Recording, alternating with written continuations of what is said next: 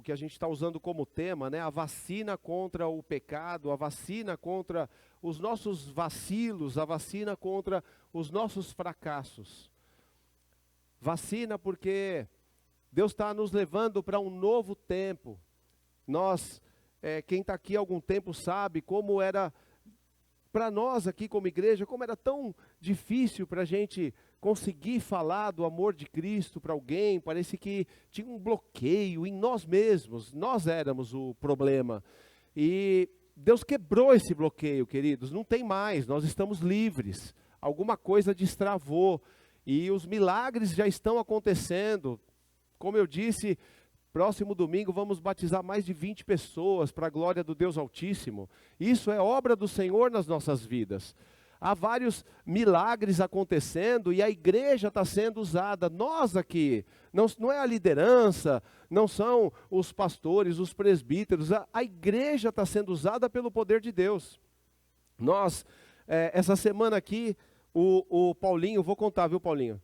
Ele nem falou se podia contar ou não, mas eu vou contar. O Paulinho, marido da Fernanda, que fica ali no multimídia, ele disse que estava com um sintoma de pressão alta. Foi no médico fazer exame e a pressão dele estava alta. Aí ele chegou aqui, no domingo entrou lá no multimídia e falou, eu não me conformo com isso, não aceito isso não vou tomar remédio, não aceito isso. Não aconselho ninguém a fazer isso, hein, gente? Vai no médico lá, tá bom? Isso é uma convicção dele, Deus falou para ele, né?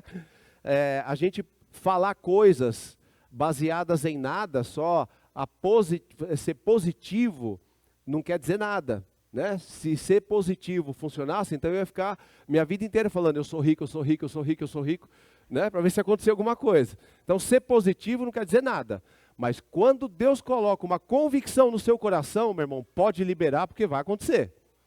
E o Paulinho recebeu uma convicção de Deus que ele não ia precisar tomar remédio, que ele seria curado. E ele entrou ali e falou para o Renato, para o Pascoalzinho ali, falou, Pascoal, ora por mim. O que é a pressão alta? Ora por mim que eu vou ser curado. E o Pascoal orou por ele e o Paulinho não teve mais pressão alta para a glória de Deus. Amém? Sabe o que é isso, queridos? O poder de Deus está liberado sobre a igreja. O poder de Deus está liberado nas suas mãos. Está na tua mão aí para usar. Não deixa de usar. Só que, para a gente poder viver o que Deus quer, para a gente chegar onde Deus quer e chegar a ser usado no nível de autoridade que Deus quer, como a gente vê os apóstolos sendo usados no livro de Atos, para a gente chegar nesse ponto, a gente precisa estar em santidade. Santidade ao Senhor. Não tem como, queridos, não tem como a gente estar com o pé no mundo, achando que está tudo bem, tudo normal, e um pezinho querendo servir a Deus e ser usado por Deus. Ou a gente anda, ou a gente serve um Senhor, ou serve o outro. Ninguém pode servir a dois senhores. É uma decisão que nós tomamos. Nenhum de nós aqui vai obrigar ninguém, porque é uma decisão pessoal, cada um escolhe. Mas, se nós queremos ser usados pelo poder de Deus, se queremos receber os milagres que Deus tem para nós, não tem outro caminho a não ser santidade ao Senhor. Processo de santidade. Nenhum de nós é santo por nós mesmos, nenhum de nós é justo, nenhum de nós é perfeito, nós somos imperfeitos e essa série, ela tem mostrado isso. Um grande homem como Davi, como o rei Davi, quanta falha cometeu e tem muita coisa pior ainda para acontecer. Mas nós somos justificados pelo sangue de Cristo. Somos perdoados. E quando nós entendemos isso e buscamos a santidade, então a gente está num processo de santidade. E a graça de Deus vem sobre nós. Amém? Então, é uma vacina, a gente tem que ser vacinado. Essa série é uma vacina para nós. Vacina para a nossa alma. Para a gente ficar esperto, ficar atento e não cair nas ciladas do inimigo. E então, 2 semanas atrás, a gente falou daquele pecado que Davi cometeu, que foi onde desencadeou toda essa história terrível.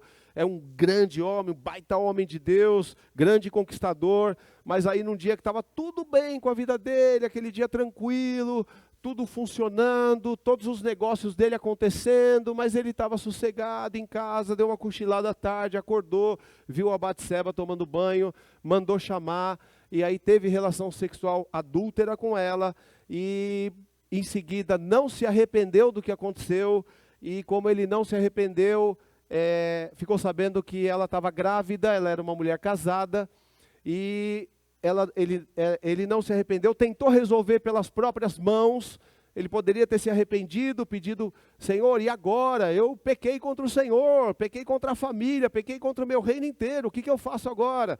Mas não, ele falou: não, escondeu o pecado e foi tentar resolver do jeito dele. Aí mandou chamar o marido dela, que estava lá na frente de batalha, porque o marido dela ainda era um baita de um soldado, um dos melhores soldados dele, um dos mais fiéis que ele tinha.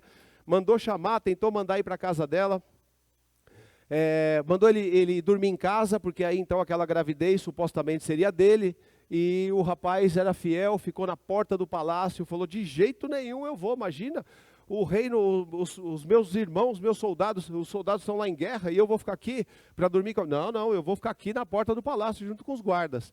O Davi tentou embebedar ele, e mesmo assim ele permaneceu ali, enfim, e aí depois Davi vem dar a cartada final, e manda o general colocar o Urias, que é esse marido da Batseba, na frente da pior batalha que tinha, que era para ele ser morto, e ele foi morto. E aí, quando ele menos espera, como nós sabemos, ninguém zomba de Deus. Tudo que o homem planta, ele colhe. Às vezes a gente acha que assim, a gente está cometendo pecados, coisas que a gente sabe que são desagradáveis a Deus, mas não cai um raio na nossa cabeça, continua tudo acontecendo. Continua as contas pagas, continua com isso, a vida segue, então parece que está tudo bem, de alguma forma Deus está liberando. Mas não está não, meu irmão. Deus está olhando, é que Deus é longânimo, Deus é misericordioso, e Ele espera o nosso arrependimento.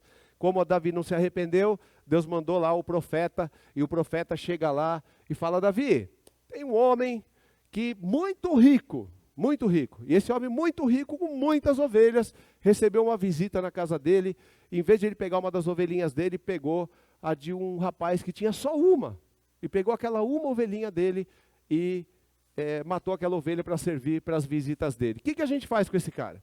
Davi ficou louco. Vamos matar ele, acaba com ele, corta o pescoço dele, esse cara é terrível, ele tem que ser morto em público. E aí o profeta Natan fala: Davi, esse homem é você. E aí vem um baita juízo sobre ele, e daí desencadeia toda uma destruição na família dele.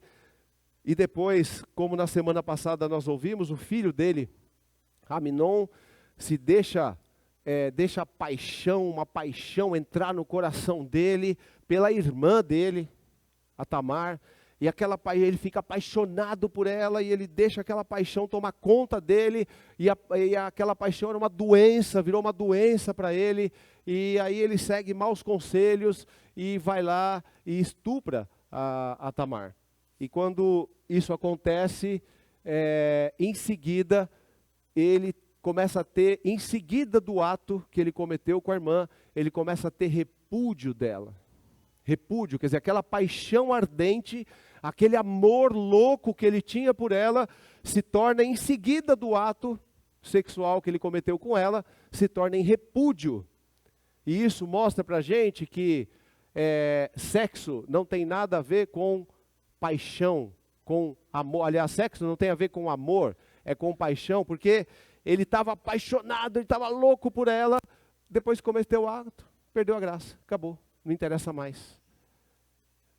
É assim que funciona, queridos, porque o amor é se doar, o amor é quando a gente se doa, o amor, eu me dou, eu mato a minha carne, eu mato a mim mesmo, o amor é servir, amor é se dar. O maior exemplo de amor que nós temos é Jesus, Deus que deu o único filho que ele tinha para morrer na cruz, para salvar cada um de nós pelos nossos pecados, para que nós pudéssemos ser santificados, justificados. Então, e depois a história vai se desenrolando, como nós ouvimos a semana passada, está aí no YouTube lá da igreja, depois se você quiser, quem não ouviu pode ouvir lá. E hoje a gente vai falar um pouquinho sobre as consequências dessa negligência do Davi como pai. Davi foi muito negligente. Ele permitiu que tudo isso acontecesse sem tentar resolver, sem nem pedir ajuda a Deus para resolver aquela situação. E a gente vai ver as consequências dessa situação. O como foi destrutivo para a família, o quão destruiu a família a negligência do Davi. Mas no final, é a parte melhor para mim, pelo menos, que é quando a gente vê, depois de uma catástrofe dessa toda, de uma destruição maluca dessa, a Bíblia fala que Jesus disse, né, que o diabo veio para roubar, matar e destruir, e na casa do Davi, o diabo entrou e fez tudo isso, roubou, matou e destruiu mesmo, por causa do pecado dele.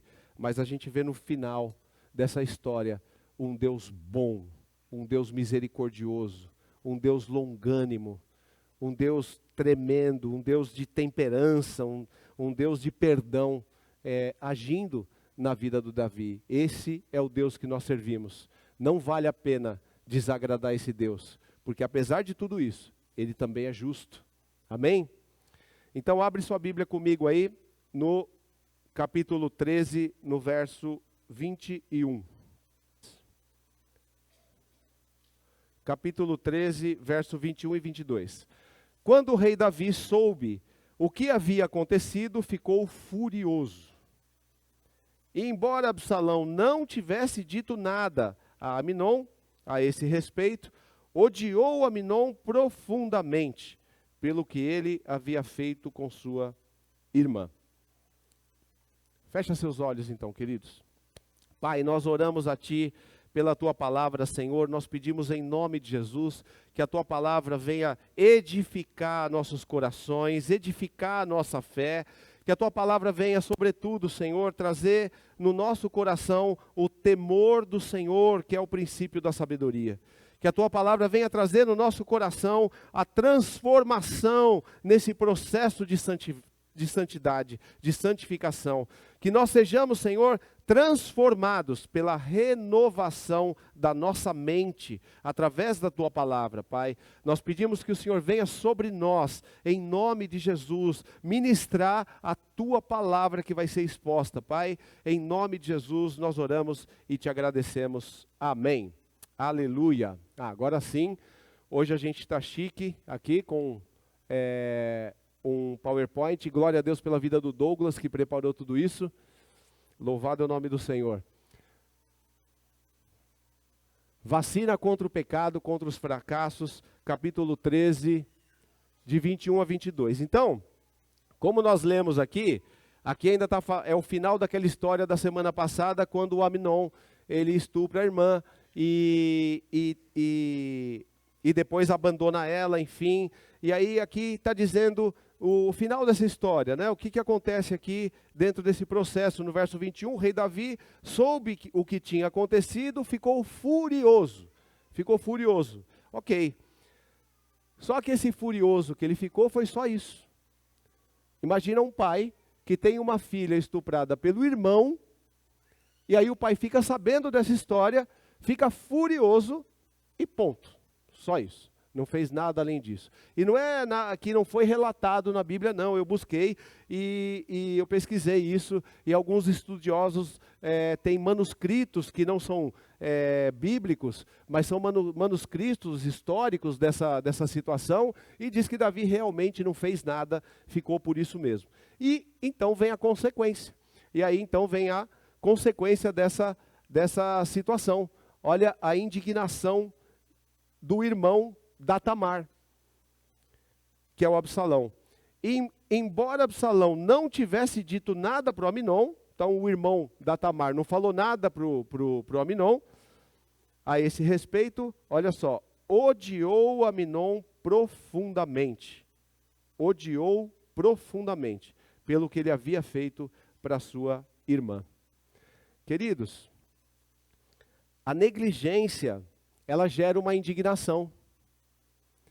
Isso foi, dessa maneira, continuou toda a destruição na família do Davi. O rei Davi, nesse momento, ele poderia ter entrado nessa história e parado esse processo. ou pelo menos tentado parar esse processo. Junta Tamar, junta o Aminon, junta o Absalão, eram filhos de mães diferentes, mas eram irmãos por pai. Podia ter juntado todo mundo ali e ajeitado a situação, e fazer um perdoar o outro. Esse é o papel dos pais. Esse é o nosso papel como pais.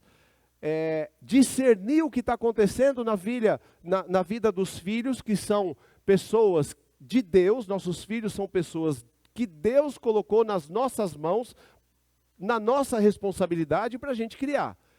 E aí então, o que o responsável por esses 3 deveria ter feito? Junta eles, fala, isso aqui vai virar uma catástrofe, eu preciso parar esse processo. E ter juntado eles ali, dado bronca, brigado, dado castigo, ou seja o que for, e resolvido a situação. Mas ele não fez isso.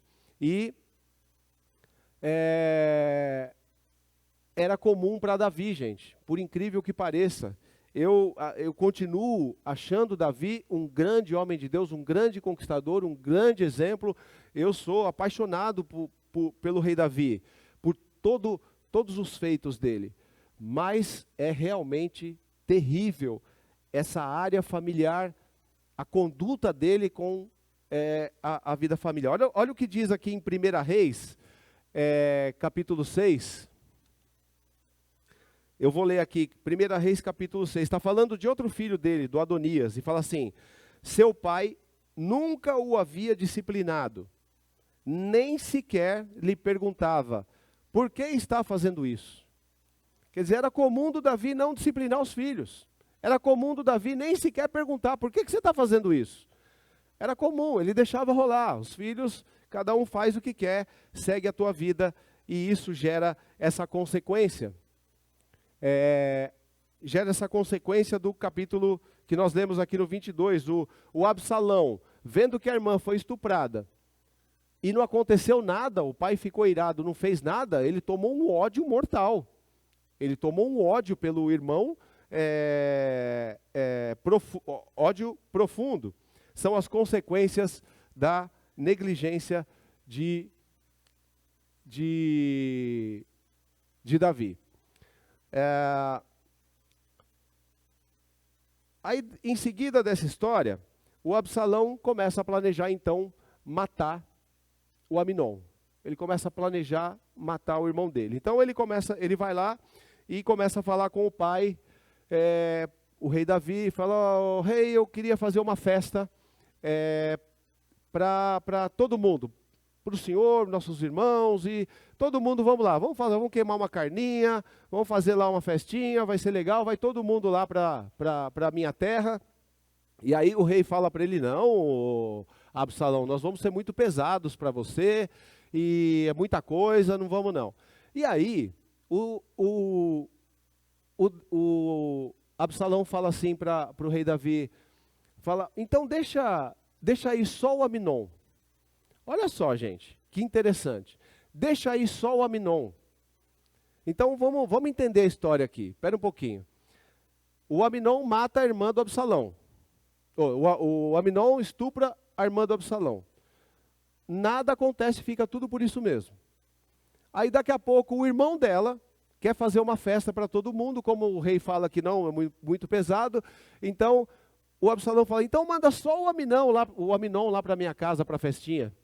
Não é de se desconfiar um negócio desse? É muito estranho, né? E o rei Davi realmente desconfia disso.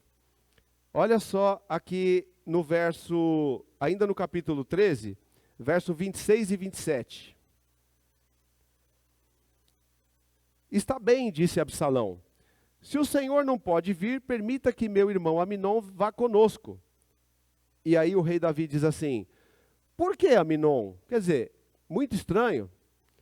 Por que só o Aminon? Perguntou o rei. Mas Absalão continuou a insistir, até que finalmente o rei concordou em deixar seus filhos, incluindo Aminon, irem à festa. Queridos, nós temos que ficar atentos aos sinais que Deus nos dá. Deus nos dá sinais. Deus nos dá sinais das coisas que estão acontecendo ao nosso redor. O rei Davi, mais uma vez aqui, ele foi manipulado, ficou distraído, não teve percepção.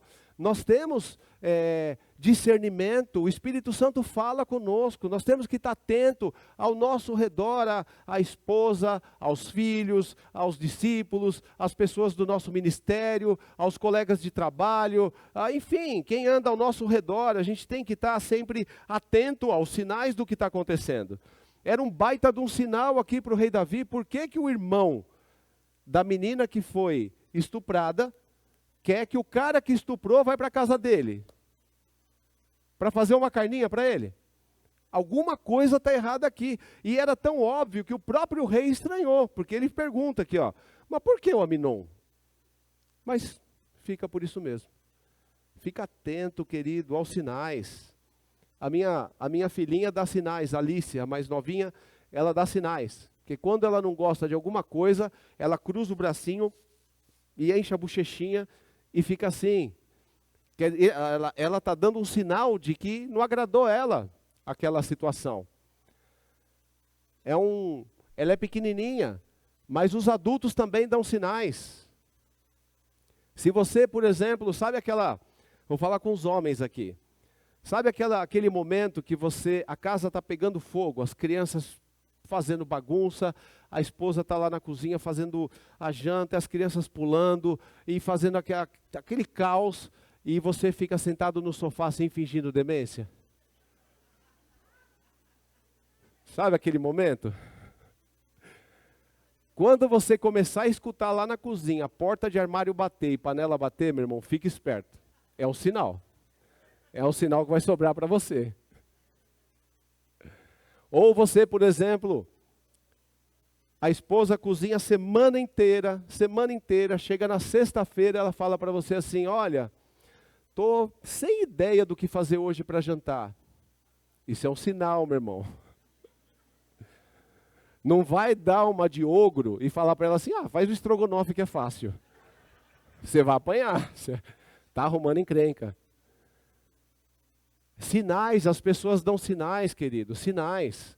Nós temos que ficar atento. Uma vez, quando era ainda lá na congregação Espírito Santo, tinha uma pessoa que estava brava comigo e com o Dani.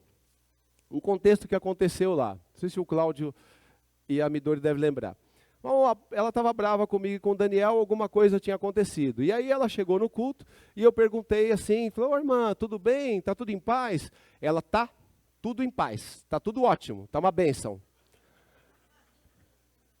Aí eu, como homem, normal, distraído, viajante, ainda comentei depois com o Dani, nossa, graças a Deus, acho que aquele problema está resolvido, que a irmã foi tão enfática que está tudo bem, está tudo legal. Então, mulheres, cuidado com os sinais, sejam mais claras, vai facilitar muito o nosso relacionamento. Sejam claras com seus maridos, fala exatamente o que você precisa, o que você quer, amém? Mas é sério, gente, as pessoas dão sinais.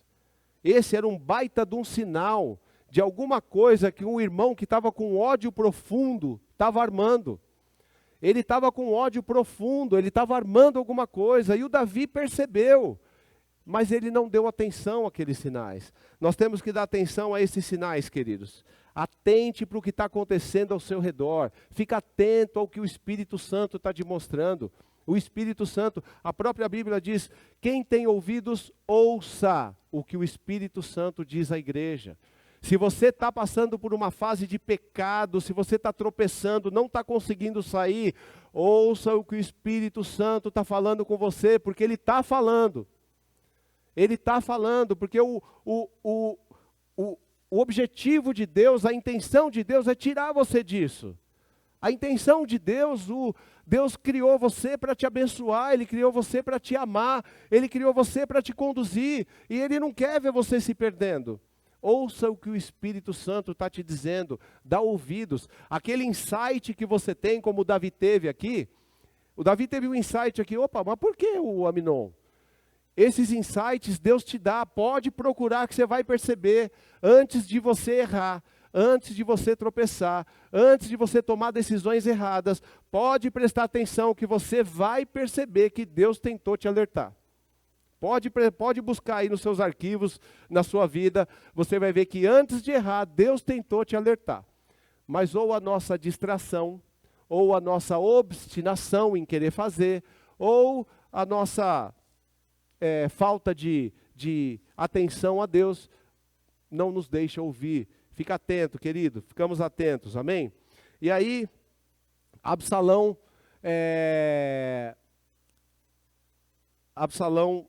acaba matando mesmo o Aminon, cumpre o que ele queria no verso 28 e 29, no finalzinho aqui, capítulo 13, verso 28 e 29.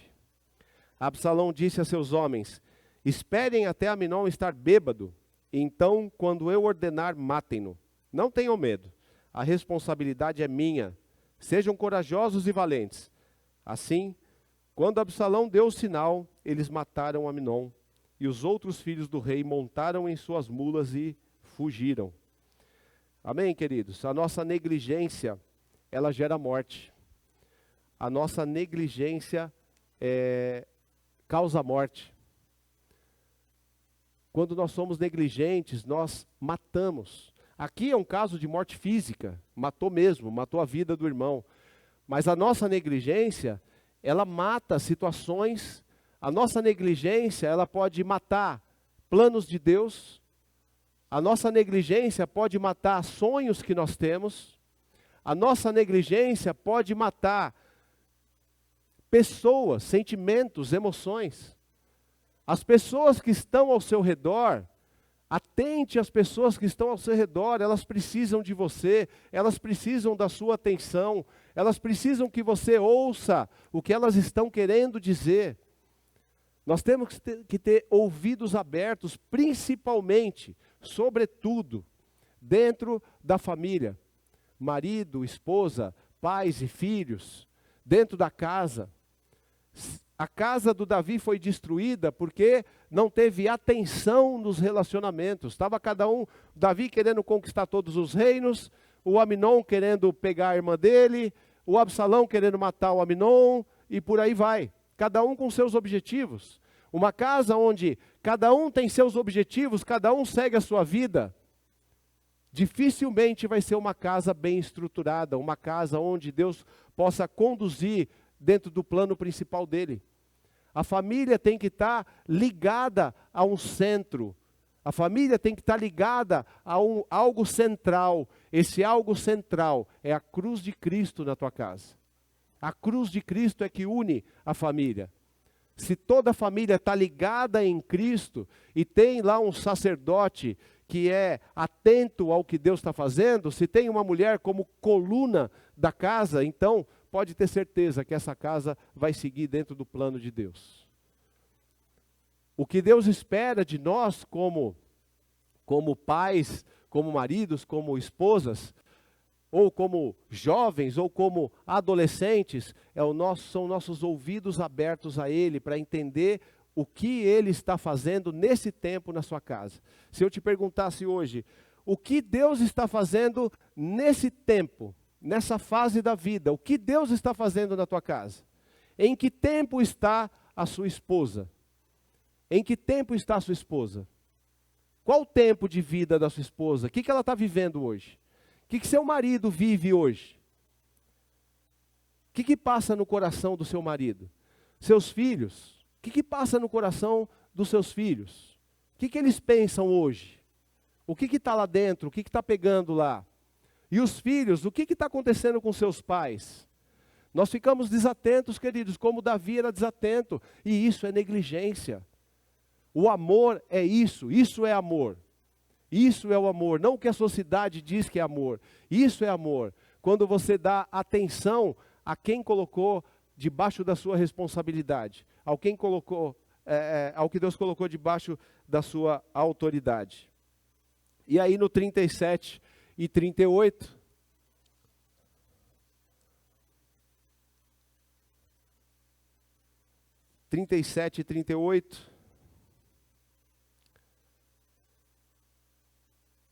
Davi chorou muitos dias por seu filho Aminon. Absalão fugiu para a terra de Tamai, filho de Amiúde, rei de Gesur, onde permaneceu por 3 anos. E o rei Davi, conformado com a morte de Aminon, abandonou a ideia de perseguir Absalão. Bom, Davi chorou muito por conta dessa situação. Legal, não é para menos, ele chorou muito. Mas estranhamente, depois de uma catástrofe dessa, depois de tudo que já aconteceu na família dele, depois de toda essa situação, a atitude dele é, como está aqui, ó, ficou conformado com a morte do Aminon e abandonou a ideia de perseguir Absalão. Deixa para lá. Mais uma vez, deixa para lá. Queridos, olha, não faça isso.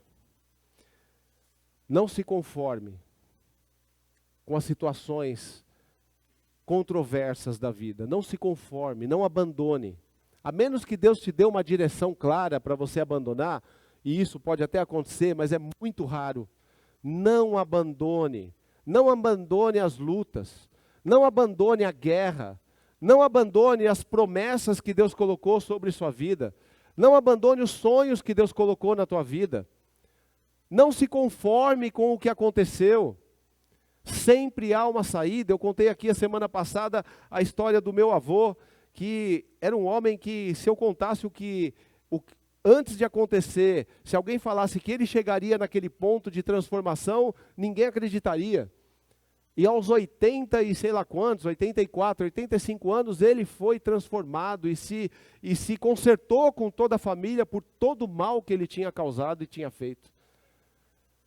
Ainda há tempo, não depende de Deus, só depende de você, só depende do seu posicionamento, só depende de você tomar uma atitude e seguir. E não para por aí, queridos, por incrível que pareça, essa história não para por aí. Deus dá uma nova chance para o Davi. Eu vou resumir aqui para a gente adiantar. Deus dá uma nova chance aqui para o Davi, e o Joabe, que era um dos soldados dele ali, tenta aproximar Davi do Absalão. O Joabe ficou incomodado de ver a destruição dessa família, e ele era muito fiel ao rei, então ele ficou incomodado com aquela situação. Isso está no capítulo 14, e aí ele tem uma estratégia. E aí ele chama uma mulher muito sábia do reino e fala para aquela mulher: olha, vai lá para o rei e conta uma história para ele. Fala para ele que o seu marido faleceu e que um filho matou o outro, e agora todo mundo quer matar o filho que ficou vivo, e que isso precisa acabar, essa maldição na família, e para você e tal. E aí a hora que o rei se comover com essa história, então aí você fala. Aí você anuncia que, na verdade, essa é a família dele e tal. E a mulher vai lá e fala, e Davi aconteceu exatamente como Joabe planejou, e quando o rei percebe, até o rei fala: foi Joabe que mandou você aqui, né? E aí ela, foi sim. Então, enfim, o que a gente tem que entender aqui é que, de alguma forma, Deus está sempre trabalhando para restaurar as perdas do passado.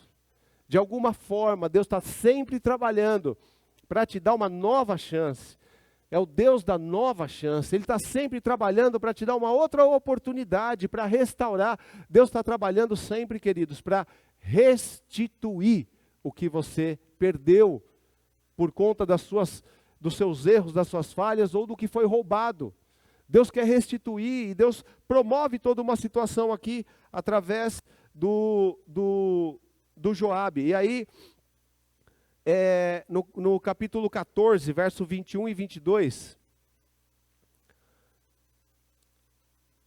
Deus dá uma nova chance aqui, capítulo 21 e 22.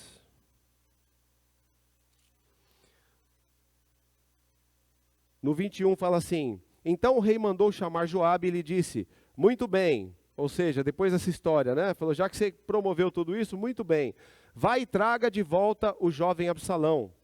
E Joabe se curvou com o rosto no chão e disse: finalmente, sei que tive o favor do meu senhor, o rei, pois atendeu o meu pedido.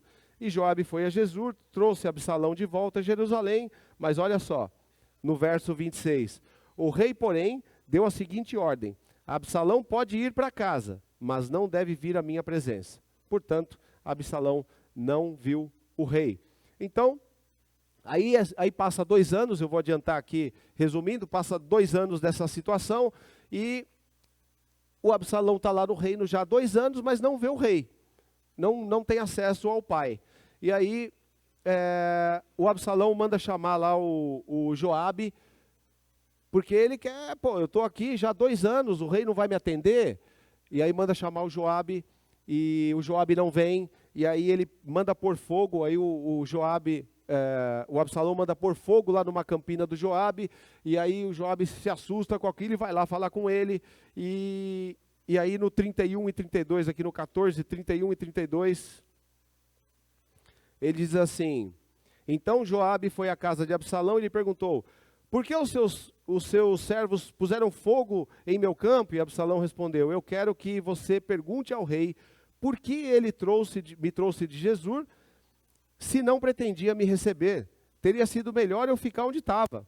Eu quero ver o rei. Se ele me considera culpado de algo, então que me mande matar. Então Joabe contou ao rei o que Absalão tinha dito. Por fim, Davi mandou chamar o Absalão. Ele veio, curvou-se com o rosto no chão diante do rei, e o rei o beijou. Mais uma trágica história, querido, porque se você for pensar, esse menino estava com o coração dele desesperado. Porque, na verdade, ele matou o irmão, mas isso não partiu, a história não começou através dele. O irmão começou estuprando a irmã, e aí ele viu que não teve nenhuma atitude do pai, uma negligência absoluta. Então inclusive ele que pega a Tamar para criar, ele pega a irmã dele e leva para casa para cuidar, porque o pai não acolheu a Tamar. Então ele acolhe a Tamar e leva ela para casa para cuidar. E aí aquele ódio toma conta dele, porque nada acontece, então ele vai lá, mata o irmão. Mas ele era um homem bom, ele queria se reconciliar com o rei, ele estava ali, ele fez com que, ele queria voltar para o reino, ele queria estar ali com o rei, mas não tem acesso nenhum, fica 2 anos lá, e aí ele bota fogo na campina lá do servo do rei. E eu fico imaginando o coração do Joabe. Ele queria se reconciliar com o pai. Nessa história toda já eram 5 anos esperando para resolver. 5 anos esperando, angustiado, com aquela dor no coração, porque aquilo devia doer no coração dele também. 5 anos já angustiado, já com dor no coração, e tudo que ele recebe do pai, mais uma vez, é só um beijo. Nada além disso. Então eu fico imaginando o coração desse menino, esperando que o rei Davi desse uma bronca, mandasse ele ser preso, e fizesse um caos lá, alguma coisa, que até mandasse matar. Mas ele queria que essa história fosse resolvida no coração dele. Ele estava angustiado, porque ele queria o fim dessa história. Mas não teve o fim da história. Mais uma vez, Davi foi negligente com aquela situação, e foi lá e deu um beijo nele, e voltou para as suas batalhas, e mais uma vez ele perde a chance. E aí o que acontece, queridos, é que, mais uma consequência, Absalão se rebela contra o rei, e começa a conquistar aquele reino para ele, e ele começa a dizer ali, ele fica indignado com toda aquela situação, e ele começa a gritar para o reino: não há justiça nesse reino, não tem justiça nesse reino, aqui não tem justiça. Se eu fosse o rei, eu atenderia os pedidos de vocês e faria justiça, porque esse rei não faz justiça aqui. Ele gritava, ele estava expondo a indignação dele, marcado pelo descaso, marcado pelas pessoas ao redor, marcado pelo pai. Era verdade, era sincero, aquilo era real, aquilo era algo verdade dentro dele, estava doendo mesmo, ele estava gritando de dor, mas ele buscou no lugar errado. Às vezes talvez você tenha marcas aí no seu coração, E talvez o seu coração está gritando, não tem justiça nessa terra. Não tem justiça nessa terra. Olha o que aconteceu na minha vida, na minha casa, os meus pais, os meus tios, o meu chefe, o meu pastor, ou seja lá quem for, olha o que aconteceu, não tem justiça nessa terra. O Absalão também aqui perdeu uma grande chance de ser transformado, de ser curado pelo poder de Deus. Foi uma decisão que ele tomou. Essa é uma decisão que nós tomamos, queridos. Nós podemos decidir buscar as soluções das nossas vidas em Deus. A restituição do que foi roubado, do que foi perdido em Deus. Davi poderia ter feito isso lá no começo da história, quando ele adulterou com a Batseba, mas ele tentou resolver com as próprias mãos. E aí os filhos vieram fazendo a mesma coisa. E mais uma vez aqui, Absalão poderia ter seguido o caminho de buscar a restituição dele no Senhor, de joelho no chão, arrependido, clamando para Deus. Mas ele tomou a decisão de resolver a vingança dele com as próprias mãos. E aí o resultado é que ele faz um estardalhaço no reino, e aí o Davi foge. Eu não vou falar aqui por conta do tempo, mas você pode ver depois no capítulo 15, capítulo 16. E aí acontece uma coisa ainda mais terrível, capítulo 16, do verso 20 e 22.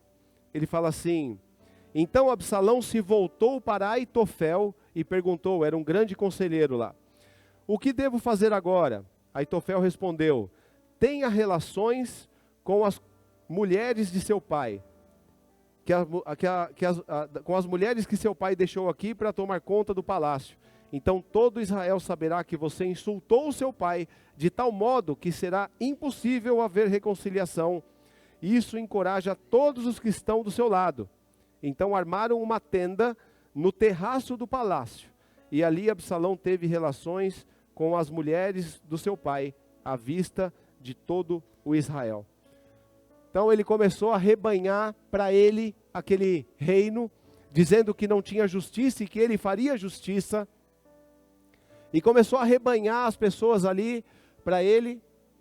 E aí foi buscar esse Aitofel, que era um conselheiro do reino do rei Davi, mas ficou lá com ele no meio dessa história, dessa rebeldia dele contra o reino. Aitofel permaneceu com ele, não seguiu com Davi. E ele vai buscar conselho, e esse conselheiro fala para ele: pega todas as mulheres do seu pai e tenha relação com elas no terraço do palácio, na frente de todos. E isso, todo mundo vai entender que agora você é o rei, que agora é você quem manda, e ele vai e faz isso. Mas o interessante, queridos, é que esse era um dos conselheiros principais do rei Davi. Era o que ele mais confiava. Era o conselheiro mais íntimo do rei Davi.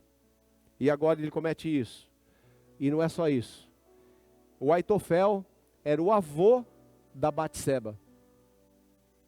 Ele era avô da mulher que Davi cometeu adultério e começou. E não é só isso.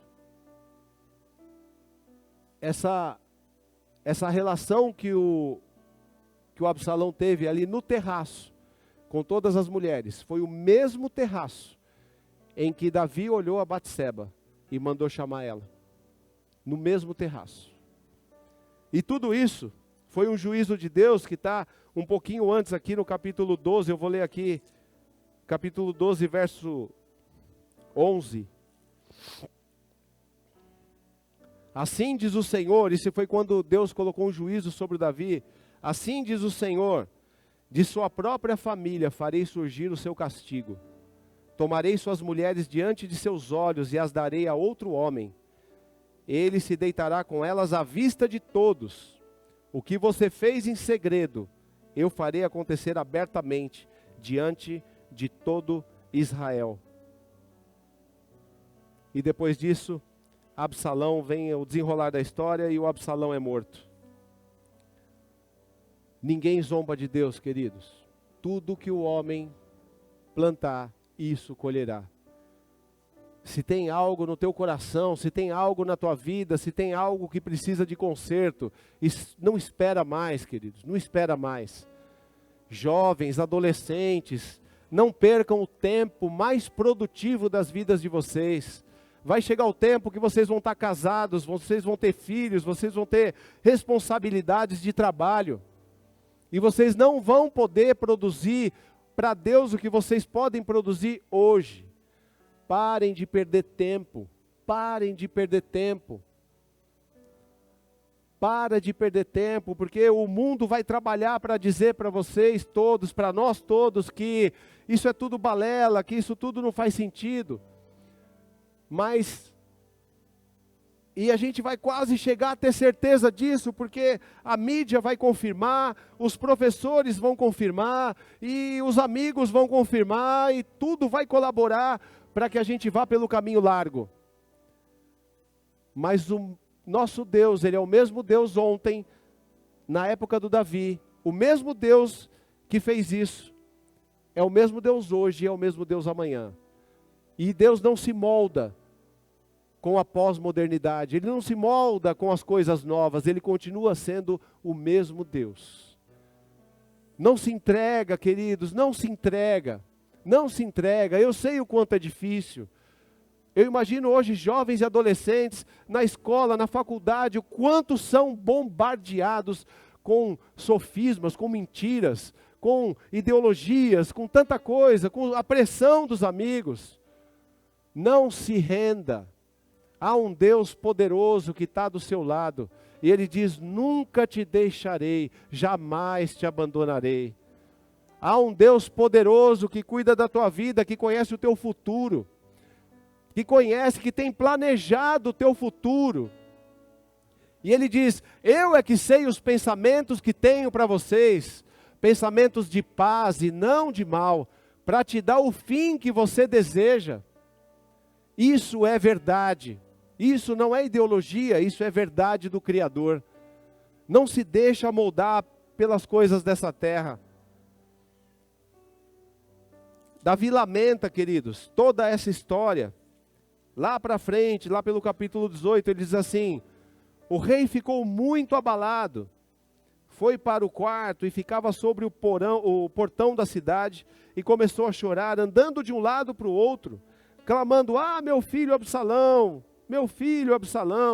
quem me dera tivesse morrido, eu tivesse morrido em seu lugar. Vai chegar um tempo da sua vida que talvez não tenha mais nada para fazer, a não ser se lamentar.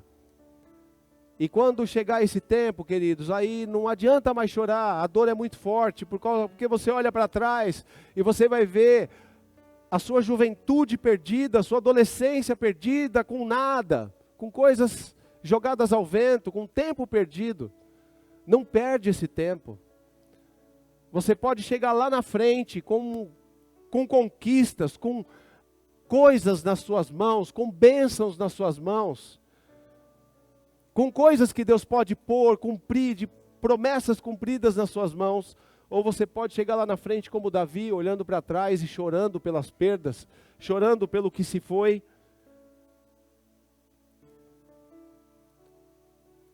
A nossa negligência, queridos, ela causa morte. O resultado da vida do Davi foi estupro, angústia, vingança, morte. Nós temos que olhar nos olhos, queridos, da nossa família. Eles dão sinais. A gente tem que estar atento ao que está acontecendo, não ser negligente, ficar atento nos filhos, atento na esposa, atentos no marido, atentos aos pais, atentos, enfim, a quem anda com você, a quem está ao seu redor. Fique atento. Quando você sentir Deus falando no seu coração, uma dúvida que surgiu, um pensamento, um insight, dá atenção para isso. Ouve, pode não ser nada, mas pode ser Deus querendo te livrar de uma catástrofe terrível. Pode ser Deus te mostrando algo em que você está se perdendo. Estabelece o reino na tua casa, queridos. Vamos ficar de pé. Talvez você fale assim, não, mas na minha casa você não sabe como é, na minha casa não tem ambiente para isso. Minha casa não tem clima para isso, minha casa é um caos. Olha, Deus só precisa de você. Deus só precisa de você, de mais nada. Se o seu coração estiver prostrado ao Senhor, e se você estiver com seus ouvidos atentos, Ele não precisa de mais nada. É só o que o Senhor precisa. Eu fico imaginando, naquele momento, nos momentos do Davi, quando ele estava no terraço, prestes a cometer o início de toda essa história. Ou quando Aminon estava ali, criando uma paixão ardente pela irmã. Ou quando Absalão estava querendo matar o Aminon, ou tomar o reino, ou fazer essa loucura toda. Fico imaginando Davi andando pelo terraço, prestes a cometer uma loucura, porque estava distraído. E depois que ele cometeu o pecado, e os intentos dele de mandar matar o soldado, e essa coisa toda, eu fico imaginando Deus no trono dele, como estava. A Bíblia não fala isso, é uma imaginação minha. Eu fico imaginando como Deus estava, como o Espírito Santo devia estar naquela situação. Como Jesus estava naquele momento.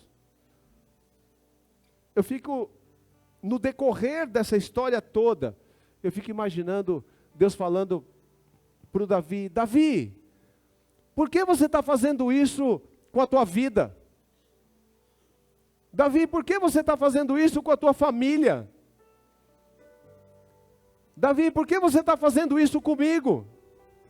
Eu fui fiel a você, eu sou fiel a você, eu tenho planos, tenho promessas. Você é um adorador, por que está fazendo isso comigo? Eu te amo, nós andamos juntos, por que você está fazendo isso? Fecha seus olhos, queridos, e tenta ouvir o Senhor falando ao seu coração. Se tem algo errado na tua vida, ouça o Espírito Santo dizendo para você: filho, filha, por que você está fazendo isso? Por que você está fazendo isso? Por que você está perdendo esse tempo da tua vida? Por que tanta amargura? Por que tanta angústia? Por que tanta raiva? Por que tanto ódio? Por que tanta tristeza? Por que tanta decepção? Olha para mim, olha para o que eu posso fazer. Olha para o que eu posso restituir na tua vida.